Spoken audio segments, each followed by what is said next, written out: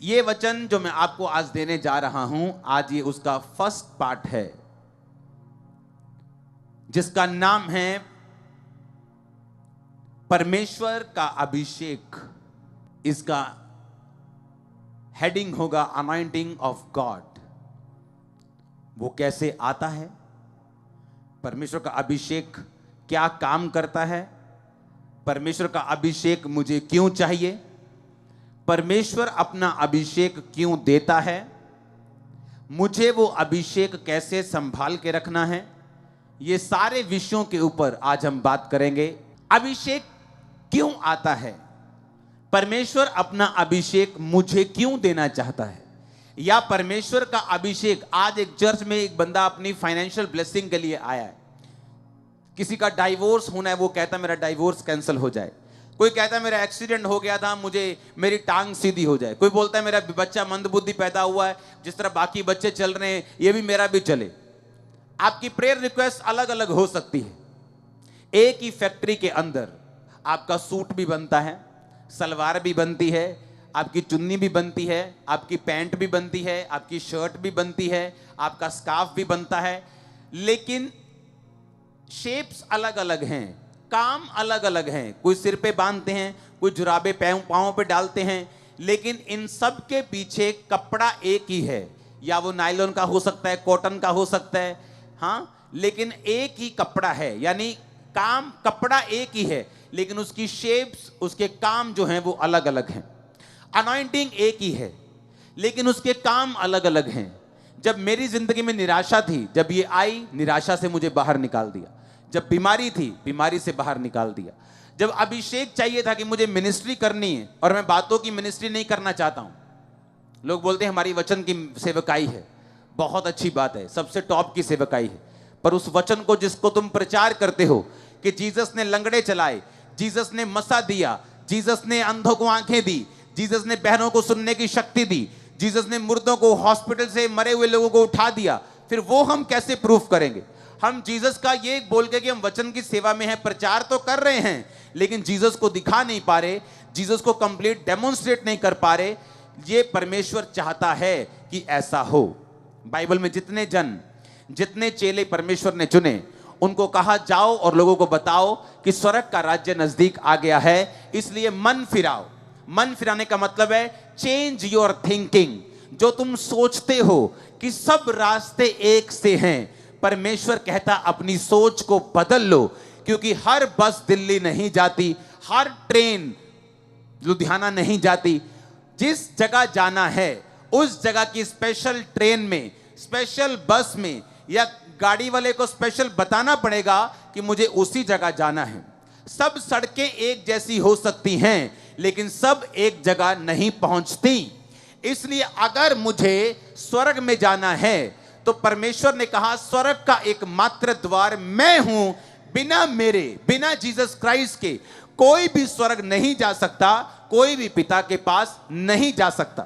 परमेश्वर यीशु मसीह ने कहा गो और लोगों को बताओ, जाओ कि मन फिराओ, चेंज योर थिंकिंग, अपनी सोच को बदल लो, क्योंकि परमेश्वर का राज्य निकट आ गया। कहते वो उसका क्या मतलब है जी? प्रभु का राज निकट आ गया, क्या वर्ल्ड वॉर 3 हो जाएगी? क्या न्यूक्लियर युद्ध हो जाएगा? परमेश्वर का राज निकट आ गया तो क्या मुझे दर्शन आएगा? क्या मेरा सिर घूमेगा?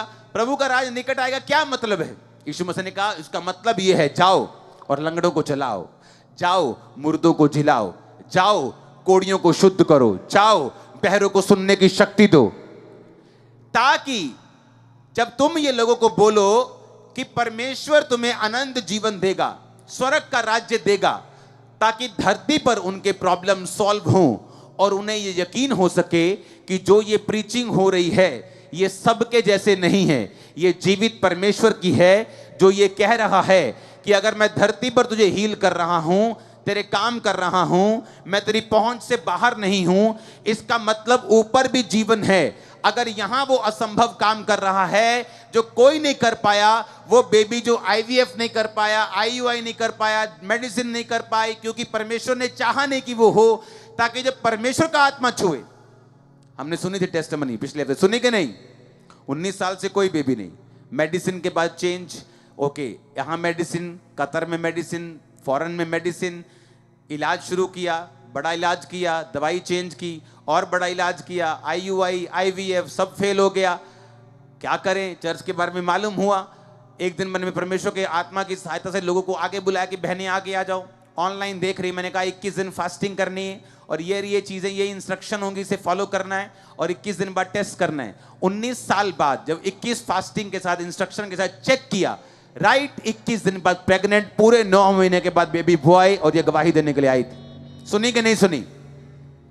इसका मतलब क्या? इसका मतलब कि परमेश्वर मेरे असंभव काम कर सकता है, मुझे उसकी बात पर ध्यान देना है। वो कह रहा है कि मन फिराओ, चेलों को बोलो जाओ।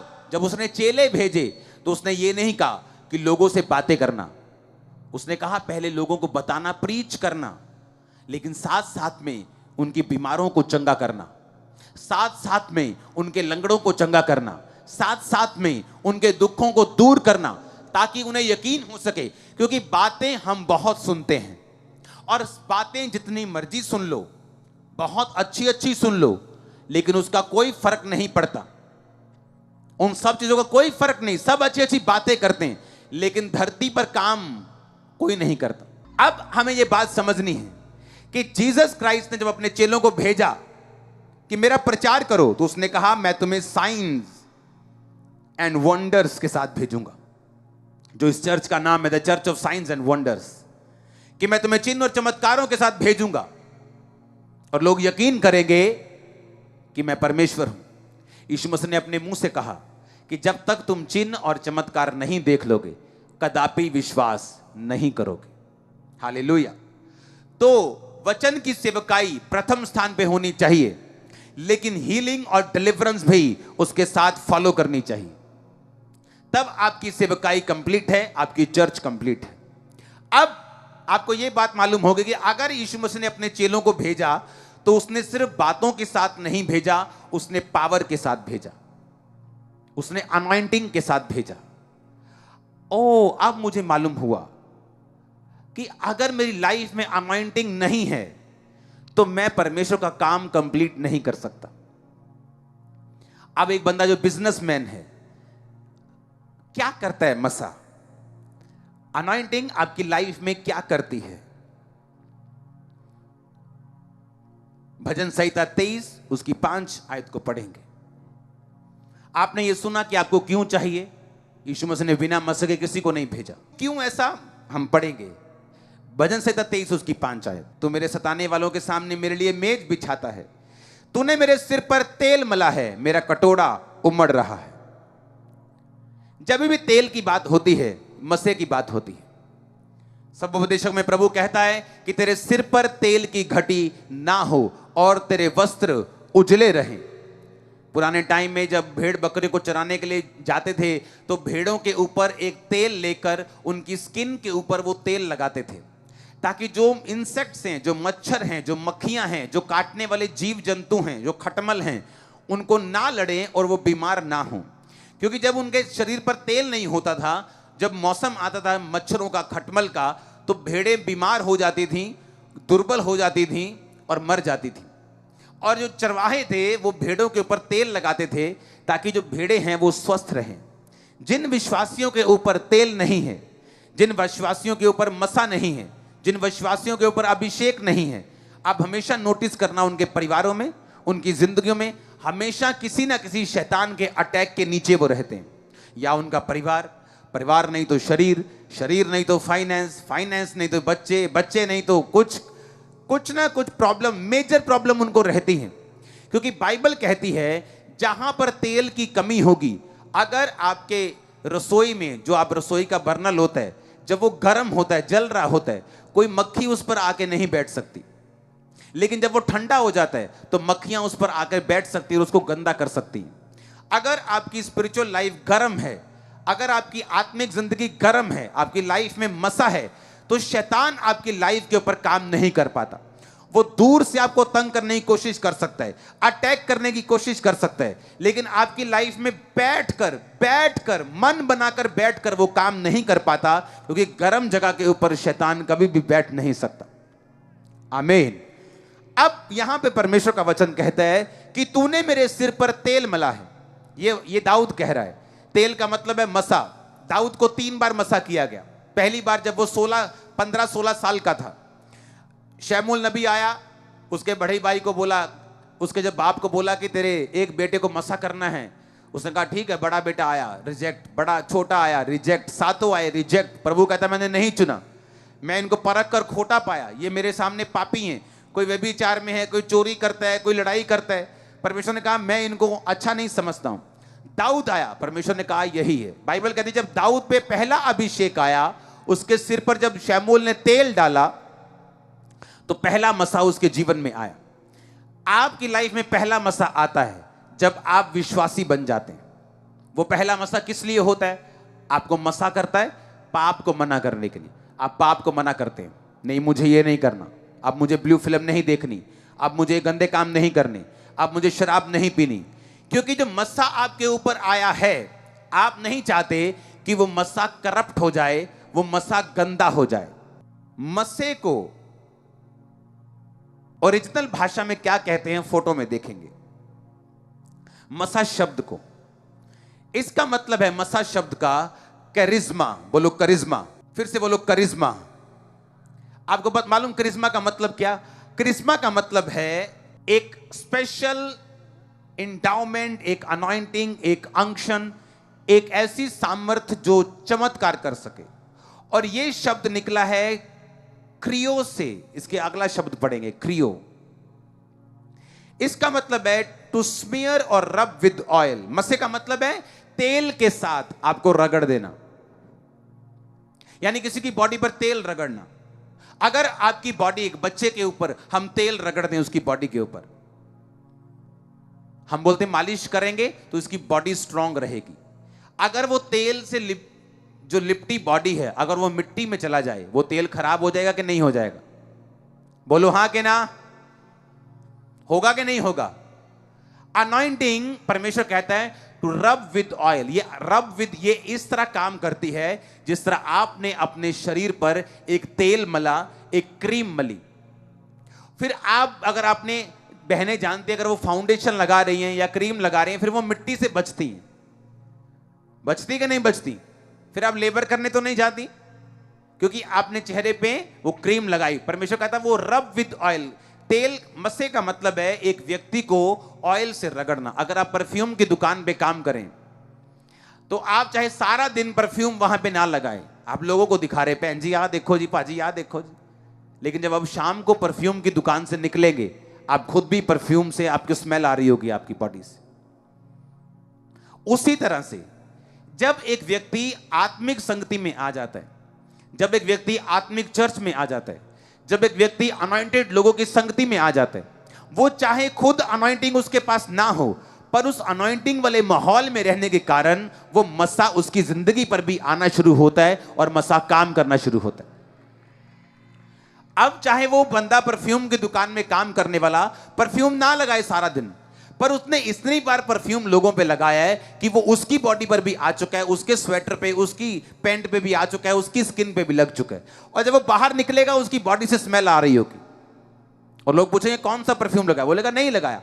उसी तरह से परमेश्वर कहता है जो लोग आत्मिक लोगों की संगति में रहेंगे, बाइबल कहती है जब शाऊल को मसा किया गया शमूएल के द्वारा, दाऊद से पहले, और शाऊल ने कहा रास्ते में जाएगा तो तुझे नबियों का दल मिलेगा।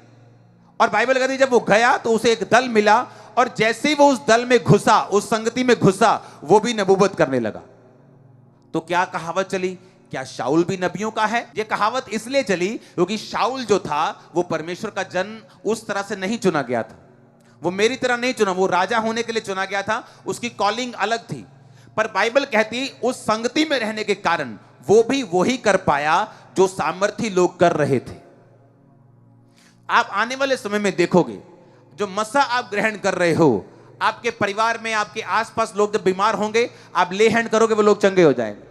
मैं सच कह रहा हूं, क्योंकि जैसे जैसे आप रोज, हर Thursday, Sunday, online prayer mountain पे आप उस फायर को ग्रहण करते जा रहे हो। आपको नहीं मालूम, जो परफ्यूम की दुकान पे काम करता है उसे नहीं मालूम मेरी बॉडी से परफ्यूम की स्मेल आ रही, उसे वो नॉर्मल नॉर्मल काम है, वो करता जा रहा है करता जा रहा है, लेकिन जैसे वो बाहर निकलता है लोग उसे नोटिस करते हैं कि इससे बहुत अच्छी स्मेल आ रही है। आप जैसे ही जाएंगे बाहर, आपके वर्क प्लेस पे, आपकी जॉब पे, आपके कैरियर पे, आपके काम पे, आपके बिजनेस पे, आप जो भी काम करते हो उस काम पे लोग नोटिस करेंगे कि आपकी लाइफ के ऊपर परमेश्वर का अभिषेक है, आपकी लाइफ के ऊपर परमेश्वर का मसा है, आपकी लाइफ के ऊपर परमेश्वर की अनॉइंटिंग है, उसकी शक्ति आपके ऊपर, आप वो नोटिस करेंगे। हालेलुया। अब मुझे क्या समझना है? परमेश्वर कहता मैंने तेरे सिर पे तेल मला है और मेरा कटोरा कहता उमड़ रहा है। जब एक व्यक्ति की लाइफ के ऊपर तेल आता है, बाइबल कहती है उसका कटोरा, कटोरे का मतलब है आपकी लाइफ की ब्लेसिंग। कटोरे का मतलब है मेरा कटोरा। मेरा कटोरा क्या है? मेरा कटोरा ये चर्च है, ये मिनिस्ट्री है, मेरी लाइफ है, मेरी फैमिली है, मेरी ब्लेसिंग्स हैं, ये मेरा कटोरा है। दाऊद कहता मेरा कटोरा उमड़ रहा है, यानी जो कुछ भी मेरे पास है, मेरी चर्च ओवरफ्लो है, मेरा फाइनेंस ब्लेस हो रहा है। आप मेरी बात समझ रहे कि नहीं? आपकी जॉब है, आप फेवर पा रहे हैं। लोग बोलते हैं कि मैंने प्रेयर माउंटेन पे प्रेयर रिक्वेस्ट भेजी थी, मेरे जितने जनों ने भेजी इटली के वीजा के लिए, किसी का वीजा नहीं आया, सिर्फ मेरा वीजा आया है और मेरी प्रेयर रिक्वेस्ट सिर्फ वहां पड़ी है। क्या मतलब हुआ इसका? इसका मतलब कहता तूने मेरे सिर पे तेल मला है, मेरा कटोरा कि मेरे साथियों का, कि मेरे रिश्तेदारों का, मेरा कटोरा क्या है? उमड़ रहा है। इसका मतलब जब तेल आएगा कटोरा उमड़ेगा। जब अभिषेक एक बिजनेसमैन पे आता है, रियल अभिषेक, परमेश्वर उसकी हदों को बढ़ाता है। जब एक हाउसवाइफ के ऊपर आता है, वो अपने घर को ऐसे मैनेज करती है जैसे वो परफेक्ट औरत हो। जब अनॉइंटिंग आपकी लाइफ के ऊपर आती है, वो क्या करती मैं आपको बताता हूं, क्योंकि आज एक बैठा बिजनेसमैन सोच सकता है कि मुझे इस अभिषेक की क्या जरूरत है, मुझे ये अभिषेक क्यों चाहिए। तो हम पढ़ेंगे पहला यूहन्ना 2 उसकी 20 आयत को। परंतु तुम्हारा तो उस पवित्र से अभिषेक हुआ है और तुम सब कुछ जानते हो। उसकी 27 आयत को आप पढ़ेंगे। परंतु तुम्हारा वह अभिषेक जो उसकी ओर से किया गया तुम में बना रहता है और तुम्हें इसका प्रयोजन नहीं कि कोई तुम्हें सिखाए, वरन जैसा वह अभिषेक जो उसकी ओर से किया गया है तुम्हें सब बातें सिखाता है, और यह सच्चा है और झूठा नहीं। परमेश्वर कहता है तुम्हारा जो अभिषेक किया गया वो उसकी ओर से किया गया। किसकी ओर से? पवित्र आत्मा की ओर से, परमेश्वर की ओर से। कहता और वो तुम में बना रहता है और इसका प्रयोजन नहीं कि कोई तुम्हें सिखाए। आप अपने बिजनेस में होंगे और मैं आपको दावा करता हूं, अगर आप जेन्युइनली अनॉइंटेड हैं, आप बड़ी बड़ी बिजनेस मीटिंग में वो सिखा पाएंगे जो आप सिखा पाएंगे, जो जॉब पर लोगों को आप सिखा पाएंगे, जो विजडम आपके पास होगी। क्यों? कहता वो अभिषेक जो तुम्हारा किया गया तुम्हें सब बातें सिखाता है। आप घर पे परेशान बैठी होंगी कि हाय मुझे कैसे चलना है, मैं बच्चों को क्या करूं, ये तंग करते हैं, मैं फाइनेंस को कैसे संभालूं, मैं तंगी को कैसे फेस करूं। लेकिन जैसे आप चर्च आती, अभिषेक ग्रहण करती, ये आपकी अगुवाई करना शुरू करते। धीरे धीरे धीरे धीरे ये आपसे बात करता है, ये आपको सिखाता है, आपको मालूम होता है अच्छा अभिषेक बात करता है आपसे। हालेलुया। फिर से पढ़ेंगे 27। परंतु तुम्हारा वह अभिषेक जो उसकी ओर से किया गया तुम में बना रहता है और तुम कोई इसका प्रयोजन नहीं, कहता है इसकी जरूरत नहीं कि कोई तुम्हें सिखाए, वरन वह अभिषेक जो उसकी ओर से किया गया है तुम्हें सब बातें सिखाता है। इसका मतलब क्या? इसका मतलब चाहे मैं बिजनेसमैन हूं, चाहे मैं पास्टर हूं, चाहे मैं एक प्रॉफिट हूं, चाहे मैं अपोस्टल हूं, चाहे मैं एक रेडी लगाता हूं, चाहे मैं जहाज चलाता हूं, परमेश्वर कहता जो अभिषेक तुम्हारा किया गया है वो तुम्हें सब बातें सिखाएगा। तुम्हारे कैरियर में क्या करना है सिखाएगा, तुमने अपने फाइनेंस में क्या करना है, अपनी लाइफ में क्या करना है, इमोशनल डिस्टर्बेंस से बाहर आने के लिए क्या करना है, पाप में हो तो बाहर आने के लिए पवित्र आत्मा आपकी अगुवाई करता है, आपको निरुत्तर करता है, आपको वो चोट करता है कि आप बाहर आए। अभिषेक जब आपका होता है वो आपको सिखाता है। आप छोटे लेवल पे हो बड़े पे हो, अभिषेक आपको सिखाना नहीं छोड़ता। और बाइबल कहती है जो तुम्हारा अभिषेक किया गया है वो तुम्हें सब बातें सिखाता है। आमीन। हमें किसी ने कुछ नहीं सिखाया कि क्या करना है। जो मिनिस्ट्री हम कर रहे हैं, जब मैं टेंट की मिनिस्ट्री स्टार्ट की, किसी ने कोई टेंट में चर्च नहीं लगाता था। मैं पहाड़ की तरफ घूमने गया, बोलते हैं वो भी कोई चर्च है, उससे टेंट लगता। मतलब टेंट वाले को चर्च नहीं समझते थे। आज हर बंदा टेंट चर्च लगाना चाहता है। मैंने कहा था परमेश्वर का आत्मा युक्ति का आत्मा है, वो आपको युक्ति देता है। आप जूम पे आप हीलिंग होते हुए देख रहे हो, युक्ति का आत्मा। प्रेयर माउंटेन में देख रहे हो क्या मार्वलस काम हो रहे हैं, युक्ति का आत्मा। जब परमेश्वर का आत्मा और उसका अभिषेक, दो चीजें होनी चाहिए। एक है कि गिफ्ट लिया, आईफोन लेटेस्ट लिया और कबाड़ में फेंक दिया, घर के किसी दराज में फेंक दिया। हाँ जी पवित्र आत्मा हैगा जी, हाँ जी हैगा जी। अभिषेक पाया? नहीं जी। आईफोन अगर लिया तो उसमें एप्स डाउनलोड करो, बाइबल्स करो, इब्रानी करो, यूनानी करो, फिर गोते मारो बाइबल में ऐसे ऐसे, मजा तो लो। आमीन। प्रेरितों के काम 10 उसकी 38 आयत में लिखा, परमेश्वर ने किस रीति से यीशु मसीह नासरी को पवित्र आत्मा और सामर्थ से अभिषेक किया।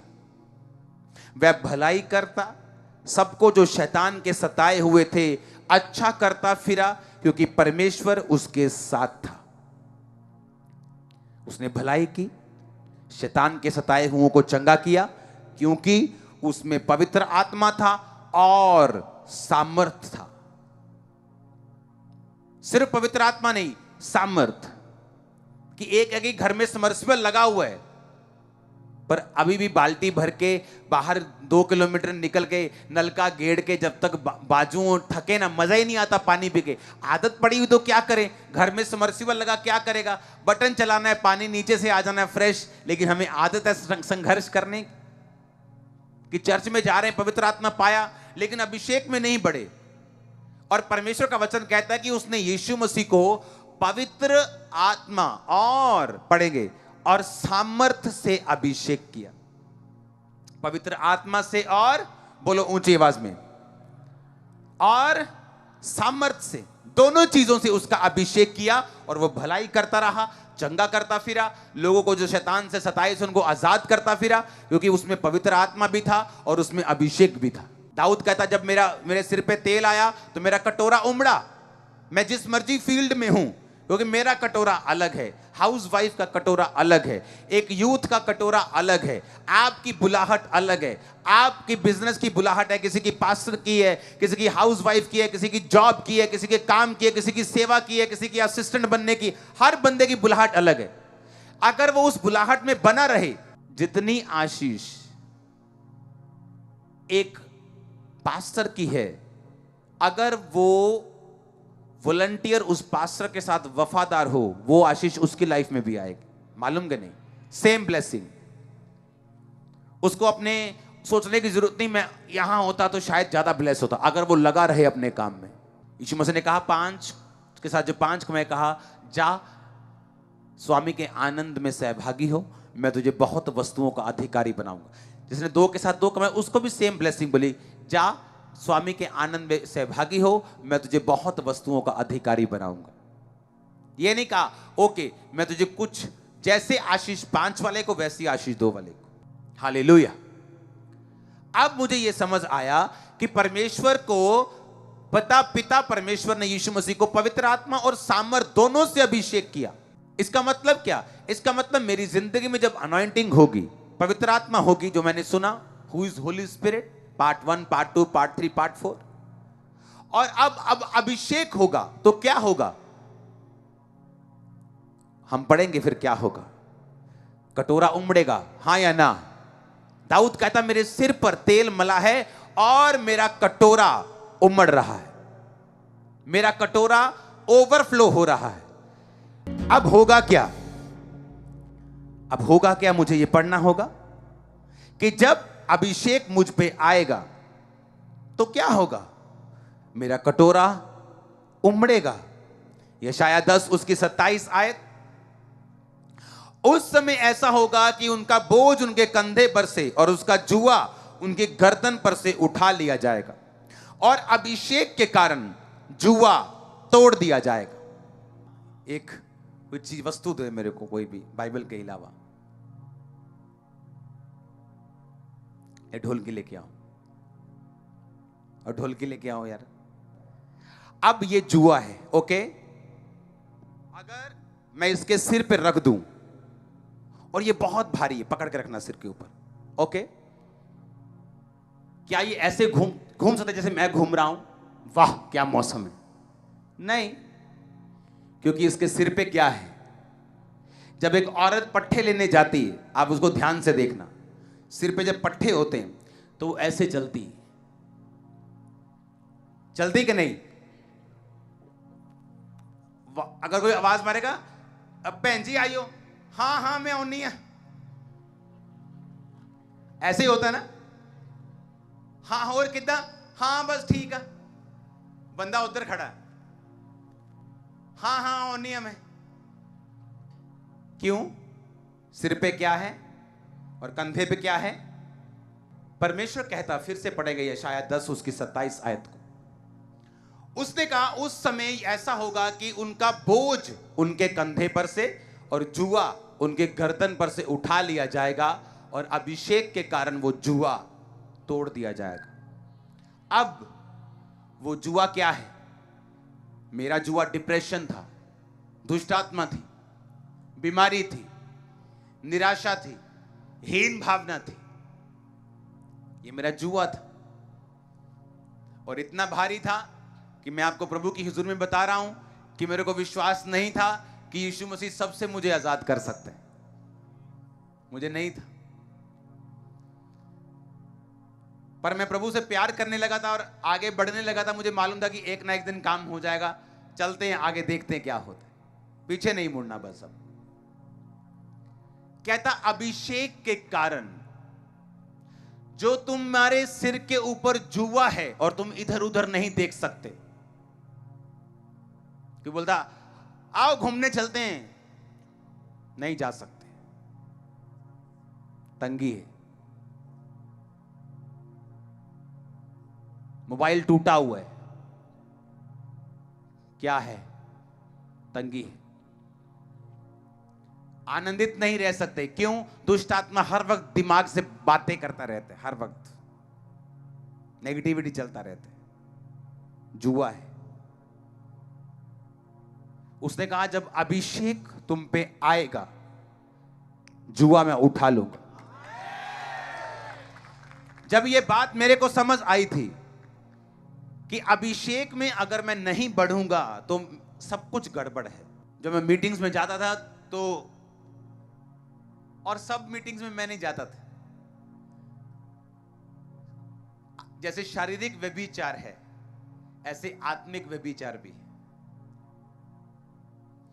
जो लोग बहुत सारे पास्टर्स को सुनते हैं वो कभी भी नतीजे पे नहीं पहुंचते।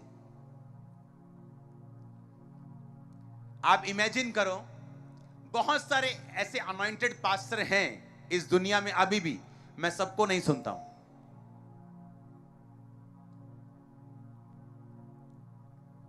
इसीलिए जब भी आप इस मिनिस्ट्री का रिजल्ट देखोगे, हमेशा एक एक्स्ट्रा पॉइंट पे देखो। आपने कभी नोटिस किया, जो भी परमेश्वर का आत्मा शुरू करता है वो कैसे फैलता है? सुनो मेरी बात। जैसे शारीरिक व्यभिचार होता है कि अपनी वाइफ के अलावा और भी मुंह मारने जाते लोग, उसी तरह आत्मिक व्यभिचार भी है कि सबको सुनना है और ना घर के ना घाट के, पता ही नहीं अब करना क्या है।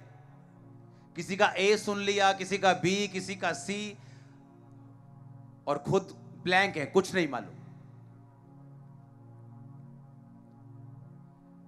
मेरी लाइफ की टेस्टिमनी है। मैं नहीं कह रहा कि उसको मत सुनो, उसको सुनो मेरी बात। ऐसा भी हुआ मेरी लाइफ में कि मैंने उन लोगों को सुना है जो मेरी है वो पवित्रता में कि हाँ अभी कुछ भी मेरे को नहीं मालूम, लेकिन उनको सुनने के बाद मुझे 15-20 मिनट लगे आत्मा में आने में।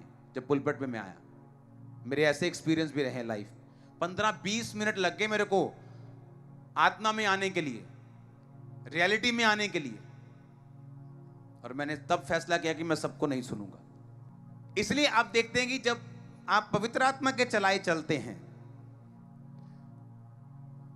और जैसे पति एक है, बाप एक है, यीशु मसीह एक है, और आप एक लाइन को फॉलो करते हैं, मिनिस्ट्री को फॉलो करते हैं, जब पवित्र आत्मा आपकी लाइफ में होता है वो आपसे बात करता है। और आज आप चर्च में आए, हां, परमेश्वर चाहता है मैं इसकी लाइफ में जो प्लान है, अगर दाऊद की जिंदगी में प्रभु ने सोचा था कि ये पवित्रता ही में है, मैं इसको राजा बनाऊंगा, फिर क्या किया, उसको मसा किया। ठीक है, समझ आई कि नहीं? अब मान लो एक बच्चा उठा और हमने उस पर तेल लगा दिया, ठीक है, इस तेल की सुरक्षा किसने करनी है? इसी ने। अगर ये मिट्टी में लोटेगा पोटेगा तो तेल खराब हो जाएगा। अब परमेश्वर देखता है कि मुझे इसको राजा बनाना है, लेकिन विदाउट अनॉइंटिंग परमेश्वर कुछ नहीं करता। वो फिर क्या करेगा? आपको चर्च में लेके आएगा, आप पवित्र आत्मा पाएंगे, क्योंकि उसके बिना तो मसे की शुरुआत नहीं। फिर क्या होगा? आप फिर मसा पाएंगे। फिर क्या होगा? जब मसा पालेंगे, दाऊद ने पहला मसा पाया 16-15 साल की उम्र में, फिर शुरुआत हुई। अभी राजा नहीं बना, पता कितने साल तक? 30 साल तक। 14 साल मसा ले लिया, पर लाइफ में अभी भी संघर्ष है। कभी शाऊल से भाग रहे, कभी उससे भाग रहे। कहते यार मैं ये मसे का क्या फायदा है? फाइनेंस प्रॉब्लम तो अभी भी वैसी है, ये मसे का क्या? परमेश्वर काम कर रहा है, लंबा सोच रहा है, तुम छोटा सोच रहे हो। वो तुम्हें जहाज देना चाहता है, तुम साइकिल के लिए रो रहे हो। अब क्या हुआ? परमेश्वर ने देख लिया, क्योंकि जब मसा आपको मिलता है, परमेश्वर ने कहा मेरा राज राई के दाने के समान है, यानी मैं तुम्हें राई का दाना दूंगा, पेड़ तुम बनाओगे, उसे सींचोगे, रक्षा करोगे। मैं तुम्हें राई का दाना दूंगा, पेड़ तुम बनाओगे, मसा मैं तुम्हें दूंगा। मेरा मसा कैसे आया? बड़े बड़े बड़े मसा आया। तब कैसे होता था? चर्च में प्रेयर करते थे, मसा आए, लोग मसे भरते थे। किसी का सिर दर्द हील हो गया, किसी का टांग दर्द हील हो गया, इससे ऊपर कुछ नहीं।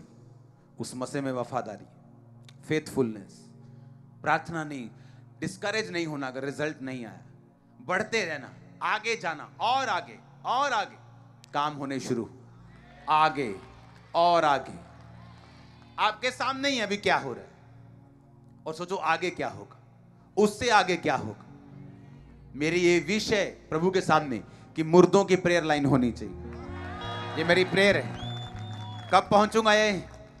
Bye God's grace, hallelujah. वो मसा एक बार मिल गया, अब उसकी सुरक्षा करनी है।